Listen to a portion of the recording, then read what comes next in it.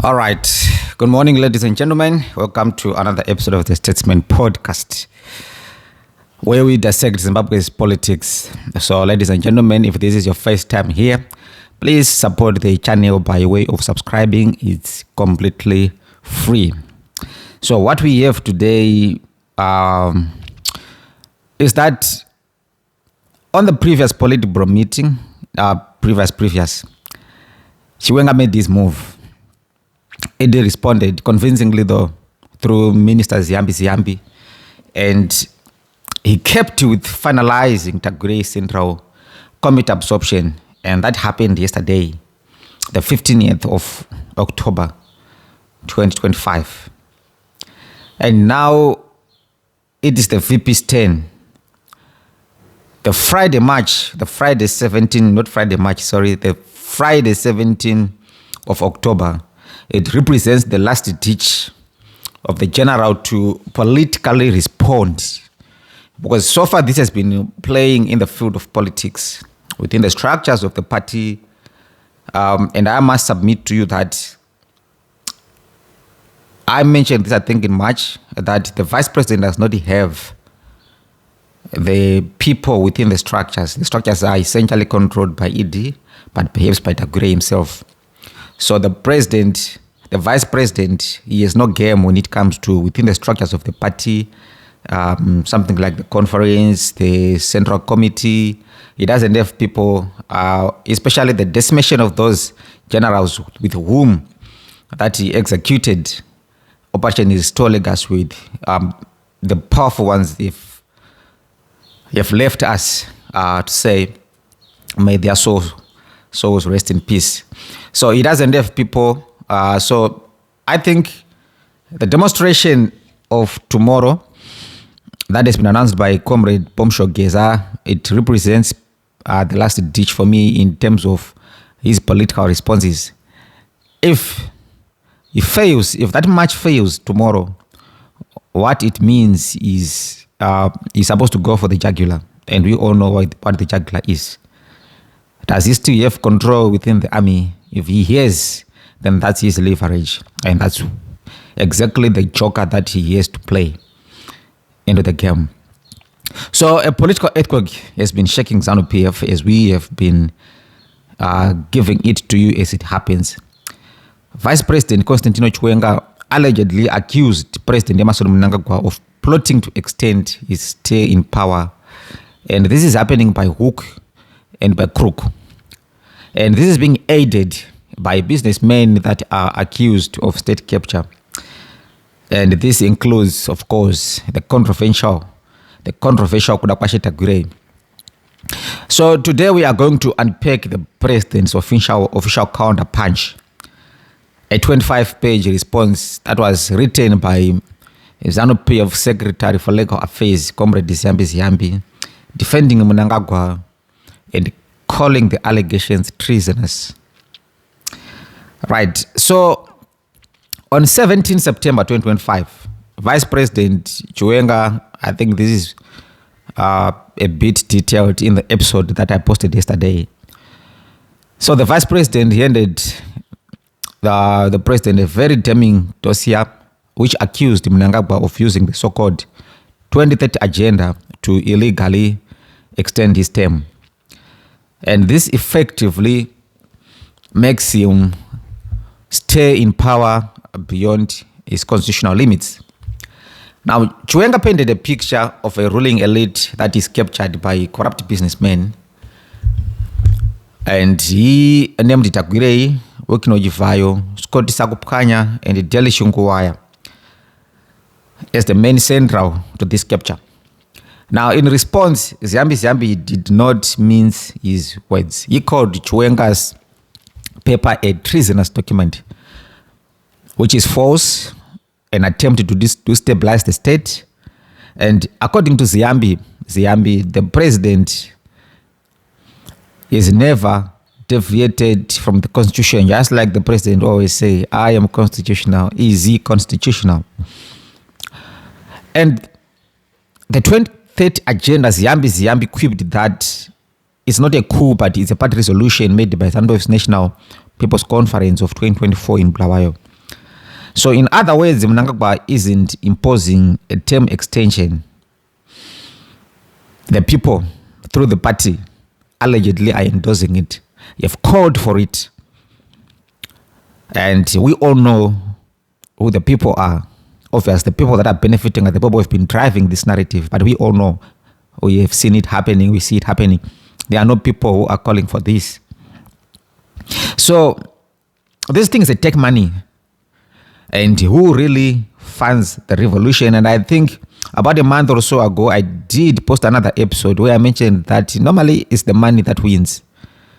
The one with the most money, he wins, and everyone is for sale. Those were my exact words. Everyone is for sale, even in the military.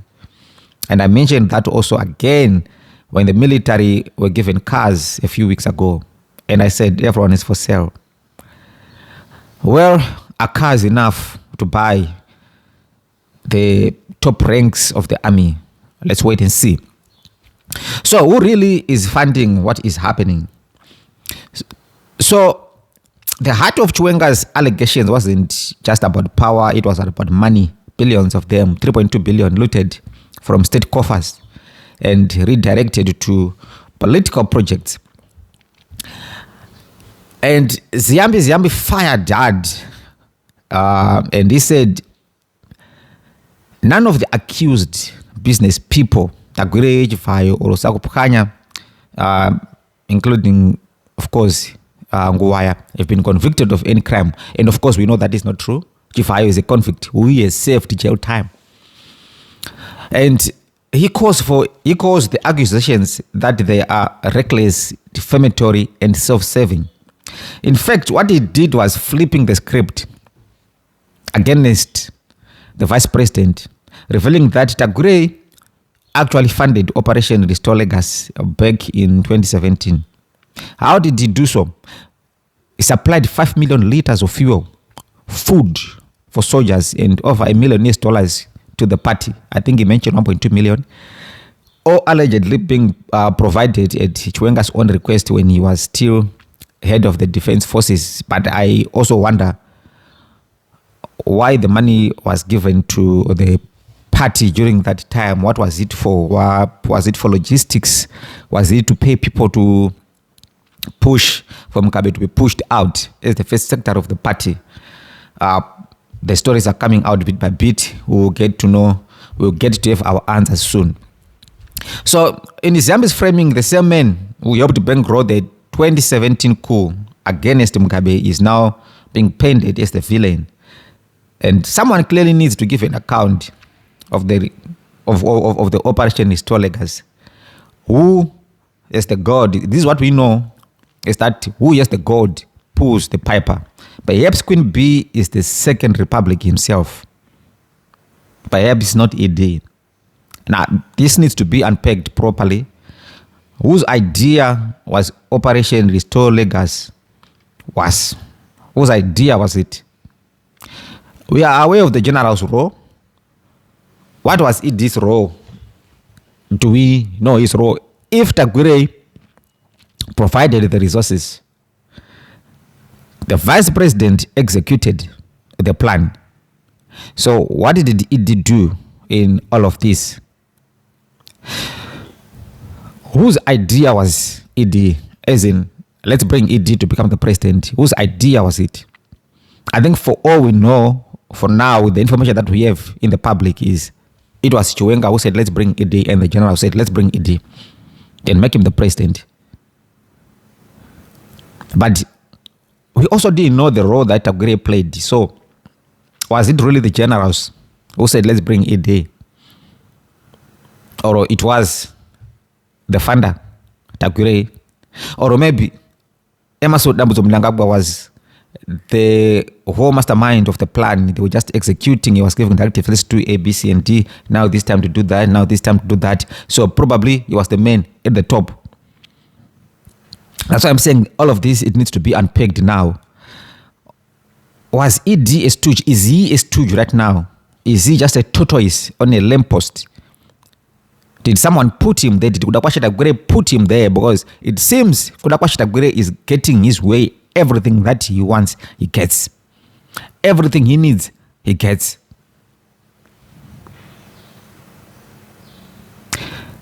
Does the president have the mental presence of pulling the strings anymore, especially given his age? Yes, he was a strategist before. I believe he's still a strategist up to now. And I still believe he's playing everyone right now. Tagbure thinks, oh, he's almost there. But I think the president still has the joker, if he is the man that we know him to be. But anyway, let's continue with our themes that we have derived from the presentation by Ziyambi. Right, the second theme, the other theme that I managed to pluck out of the presentation is to do with economy, legitimacy, and loyalty. So the response also takes aim at Chiwenga's comparison between the Mugabe era and Mnangagwa's rule. Ziyambi calls it absurd, preposterous.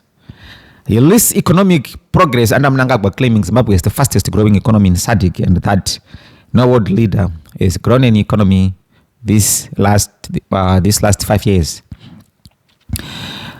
The minister is very wrong and incorrect about his states.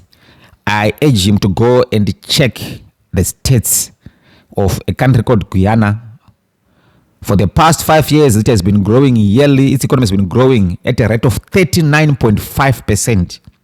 Zimbabwe is not even in the top 10. Not even. So he is wrong, and we all know things are not as the politicians say they are in Zimbabwe. It's trouble. Things don't seem to be improving. Never. Because if you don't have the basics, like I always say, if you don't have the basics of electricity, there are no jobs being created, there is no water, the road infrastructure is bad, the health sector, there are no hospitals, there are no medicines, brain drain. I mean, people are even shying away from becoming teachers.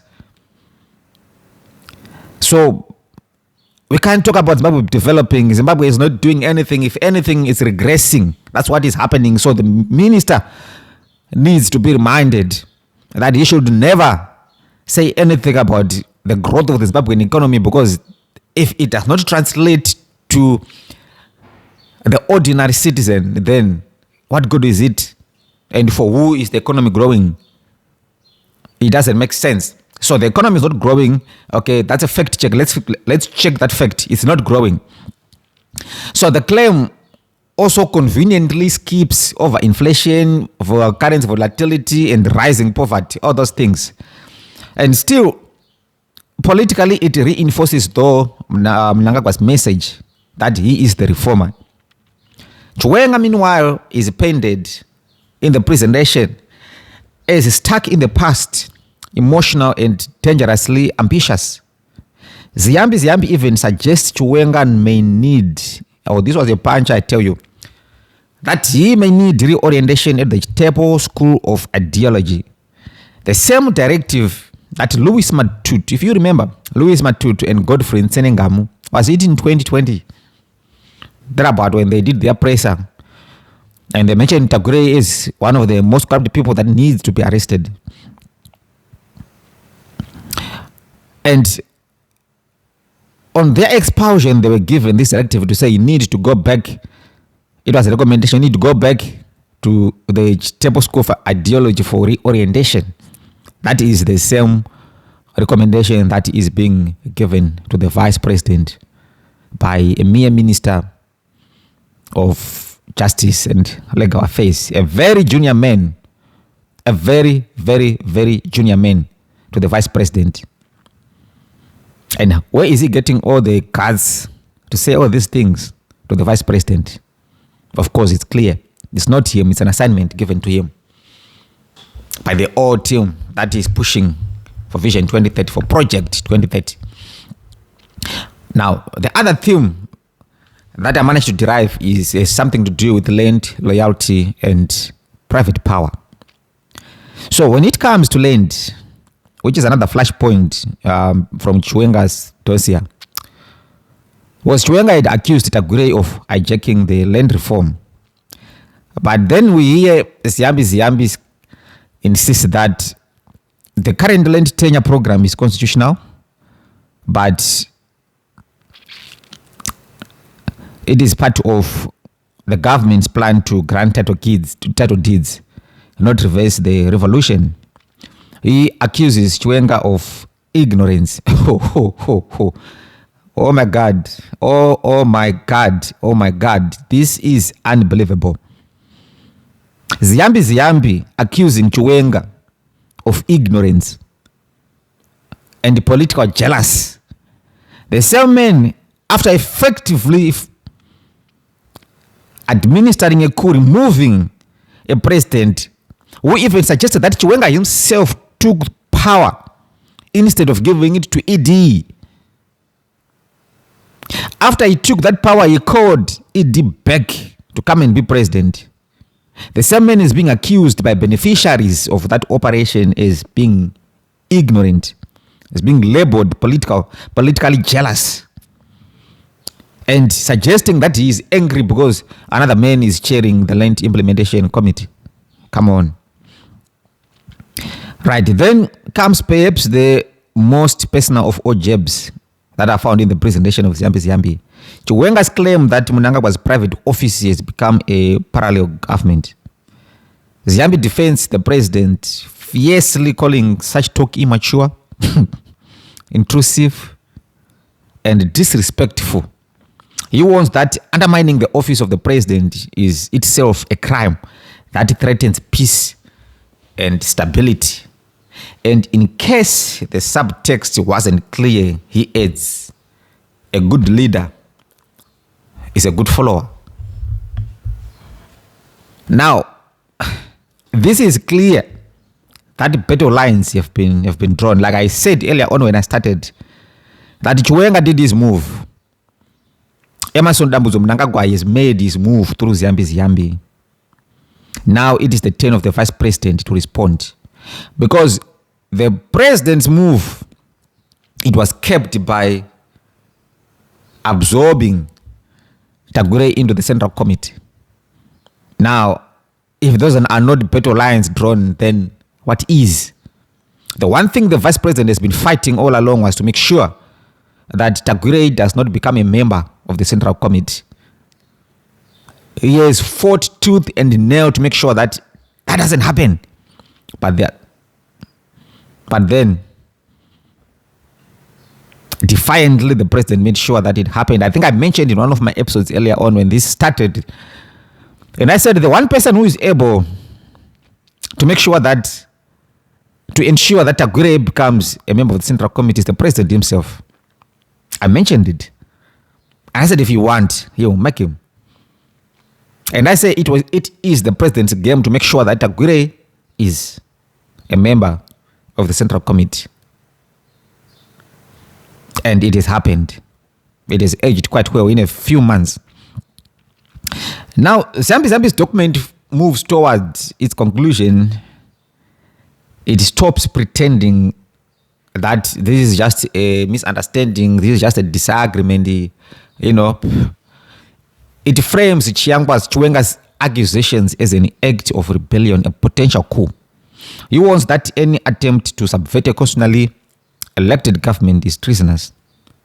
He even questions how Chiwenga's dossier leaked to the media, suggesting it may have been shared with hostile Western outlets and our detractors. Now, the final paragraphs reads like a warning shot, and they are a warning shot. Because he said those who try to destabilize the government will face immediate censure. It's a declaration that Mnangagwa's camp will not tolerate dissent, not even from within the presidium. So what this means is that you have got two men who were once united in 2017 under the banner of Operation Restore Legacy. And I must say, their jobs, both of them were threatened. This was no longer threatened because he was already fired. And Chiwenga had been fired, but he resisted. He said, you can't fire me, Bob. You can't fire me because in 2008, when we put you back after you've lost to Tsvangirai, you said to us that as long that you are president, all of us will have our jobs. So if there is anyone who is supposed to leave office, it's you, Robert Mugabe, not me or my other colleagues.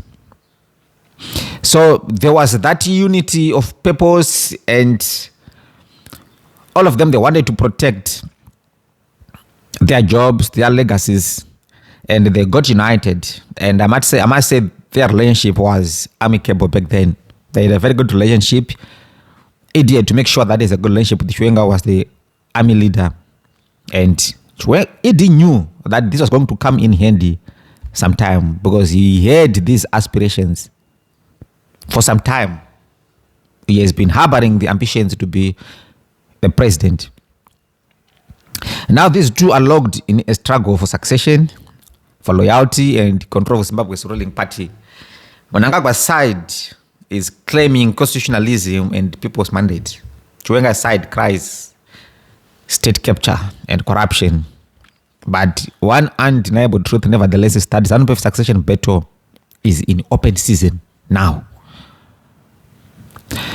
So as Zimbabwe is approaching 2028 and the talk of a 2030 agenda grow louder, the question is this about serving the people of Zimbabwe, or it's about staying in power?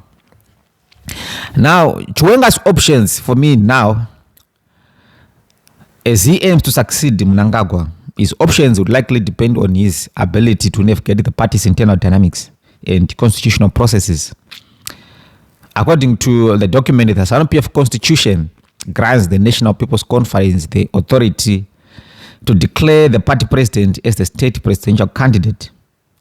Therefore, Chiwenga would need to secure the support of the party structures, including the Central Committee and the National People's Conference, to position himself as the next leader. So,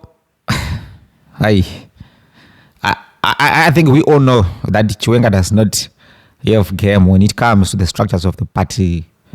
Chikananda have made sure that they've locked him out. Those that needed to be purchased have been purchased.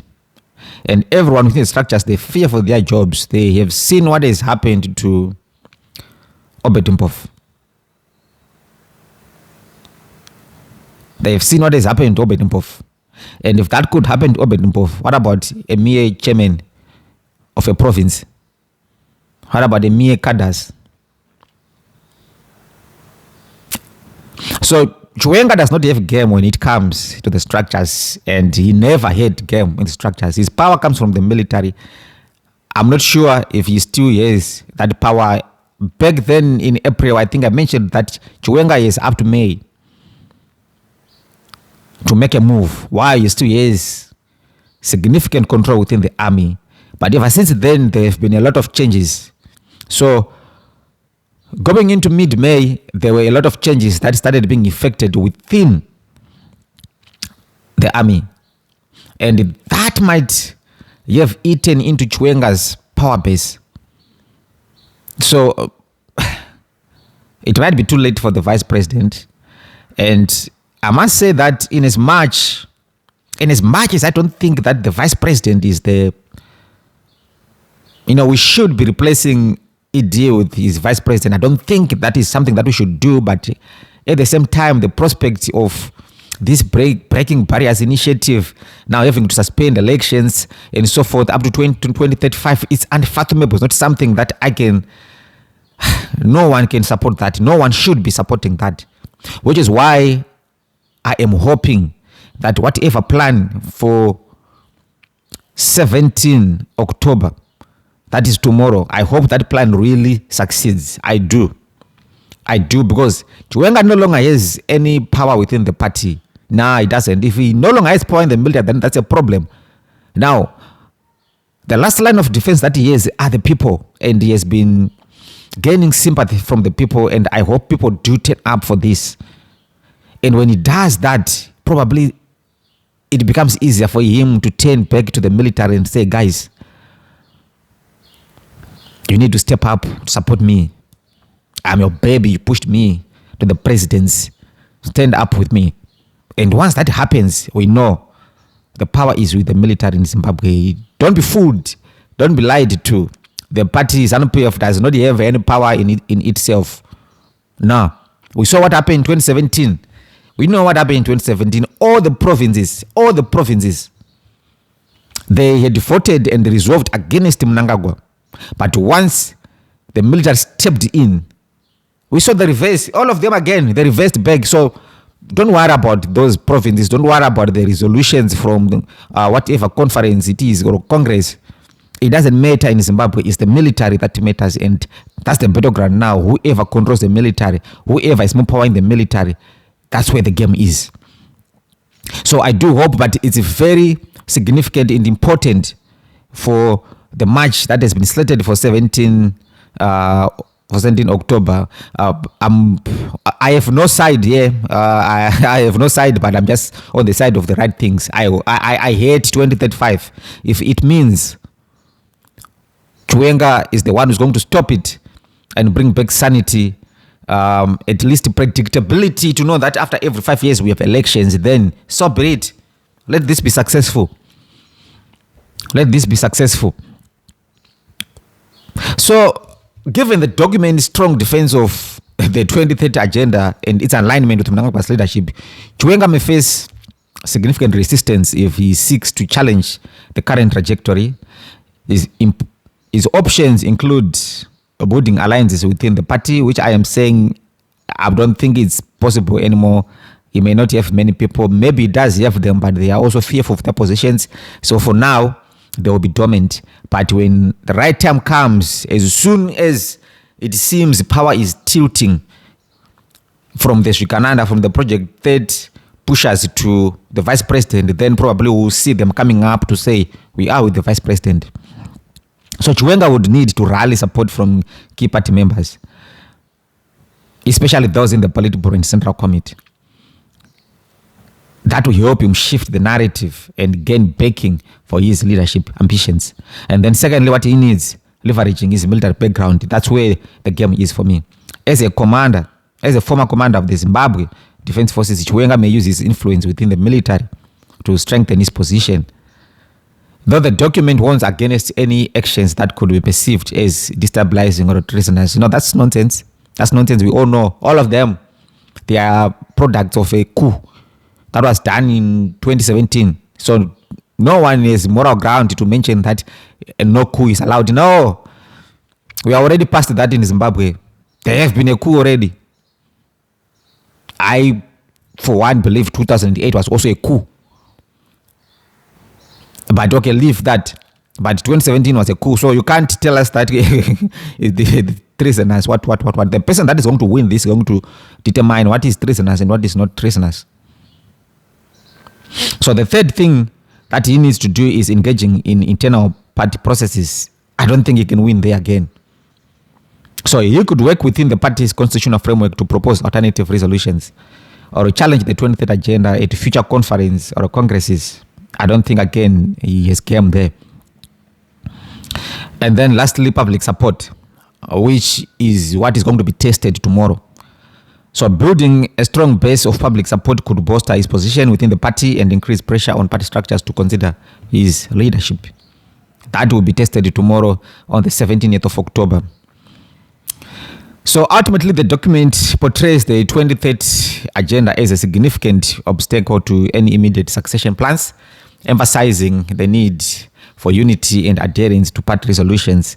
If Chiwenga seeks to succeed in Mnangagwa, he would need to carefully navigate these challenges while avoiding actions that could be perceived as undermining the party or the president, which the document warns could be considered treasonous. Right, ladies and gentlemen, you have been watching the Statesman podcast. If you haven't subscribed, please support the channel. Reach 3,000 subscribers. Thank you for tuning in. We move.